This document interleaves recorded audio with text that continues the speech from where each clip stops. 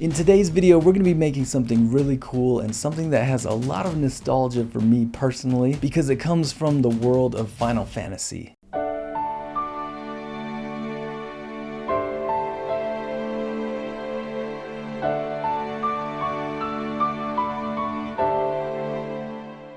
Final Fantasy has a lot of nostalgia for me and it has a lot of good memories because I played the Final Fantasy games in the mid to late 90s when I was a kid, starting off with Final Fantasy III, but just seeing some of the scenes from the game and some of the graphics, I'm like, oh man, such good memories. And then I also played Final Fantasy Tactics, which was a really fun game, but I think the game from Final Fantasy that has the most nostalgia for me, and is probably the same for a lot of people, is Final Fantasy VII, which was released in the late 90s on the very first PlayStation. And it was the game that introduced a lot of people to the world of Final Fantasy. And the reason I've been on this Final Fantasy nostalgia kick is because they recently announced that they're going to be doing a collaboration between Magic the Gathering and Final Fantasy this year. And so later this year, they're going to be releasing a set in Magic the Gathering for Final Fantasy, and that's going to be really cool. And a lot of people, including me, are excited about that. But as I was going down this Final Fantasy rabbit hole, I saw that this month they're releasing Final Fantasy VII Rebirth, finally for the PC. And so for people like me that haven't had a PS5,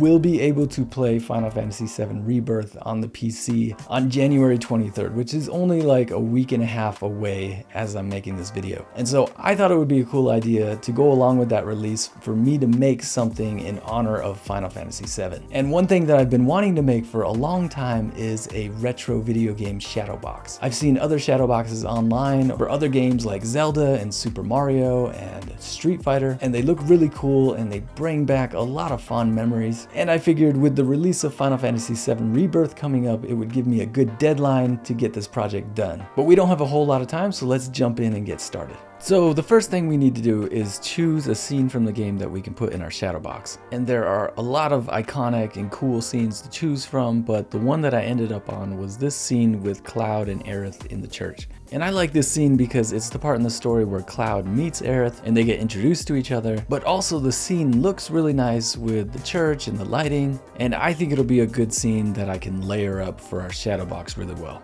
Now to make those layers, we're gonna have to jump into Photoshop, but before we do that, let me just show you the materials we'll need to make this shadow box. So the first thing we're gonna need is a shadow box frame, and I got this 5x7 frame off of Amazon, and I actually got some extra frames, and so I'm gonna make an extra shadow box to give away to one of you guys. So make sure you stay till the end of the video so I can tell you how you can win this Final Fantasy VII shadow box. Okay, so the next thing you're gonna need is some kind of paper to print your different layers on. And I ended up getting this Epson presentation paper, which really just ended up feeling like cardstock. And so I'm sure you could use cardstock or photo paper instead. And then you're gonna need a X-Acto blade or something to cut out your paper. And with that, a metal ruler would be helpful as well. And then finally, we're gonna need some kind of glue. I have this 3-in-1 crafting glue that I'm using, but you could probably get away with using wood glue or super glue instead. Oh, and one more thing that we're gonna need is some black foam core, which later we're going to cut up into little pieces and we're going to glue to our layers so that we can make them different heights. And I'll have links down in the description for all these different materials as well. Alright, so now let's jump into Photoshop so we can start making the different layers of our shadow box. So as you can see here, this is an actual screenshot from the game, but it doesn't quite look exactly how I want. For example, the characters aren't really facing camera, we can't see their faces very well, and they're kind of small and more towards the background. And then also the text box has the wrong name, it says Aerith instead of Aerith, and so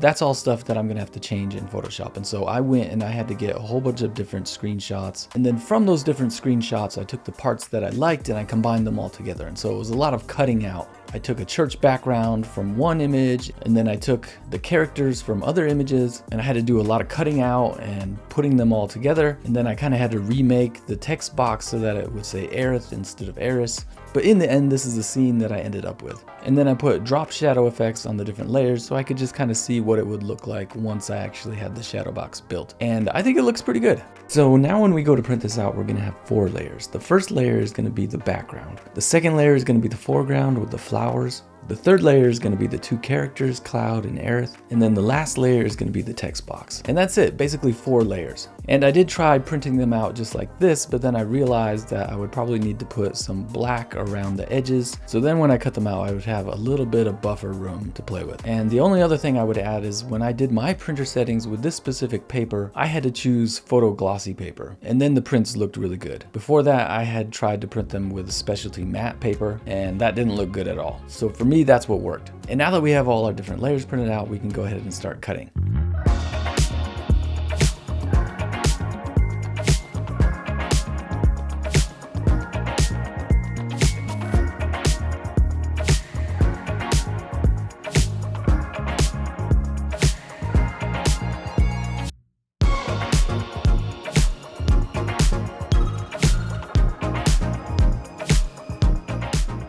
But yeah, this is kind of how it looked afterwards. And then what I had to do is I had to cut out little pieces of foam core, because this is what you use to give your different layers some height. So the background layer isn't going to get any foam core underneath it, but all the other layers are going to get some foam core that get glued to them so that they're higher up. So I took those little pieces of foam core and I put them underneath my different layers just so I could see how it was going to look. And then when I had it in a good spot, I could start gluing. So first I glued some pieces of foam core to the foreground and got that in place. Then I did the same thing with the text box. And then as I was looking at it, I actually noticed that the foreground, if you were looking at it from above, you could kind of notice the edge. And so I went back with a Sharpie and just kind of blackened up that edge, being really careful not to get the Sharpie on the background layer. And then finally I had to glue the characters to the foreground. And for that, because the characters are so small, I needed to use really thin pieces of foam core. Although I should point out one thing that I ran into was that even though I was using black foam core, for some reason the edges were not black. And so I actually had to go and use a Sharpie to make the edges black so that they weren't as noticeable behind the characters. But then once those pieces of foam core were dry, I was able to glue them to the characters and then glue both of the characters onto the foreground layer. And this is how it ended up looking. And honestly, I think it looks really good. And at this point I was thinking I'll just slip it into the frame and I should be done. But it turns out I had a little bit of a problem.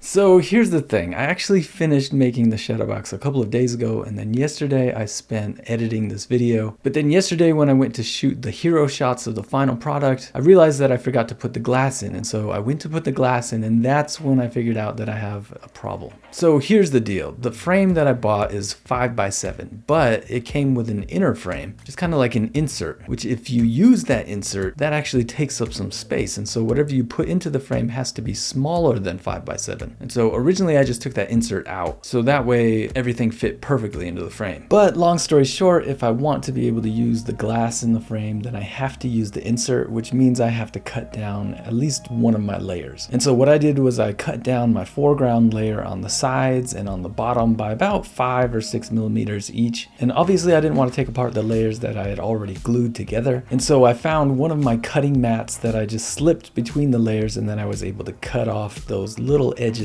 without having to rip everything apart. And now everything fits inside of the frame, so let's take a look at the finished product.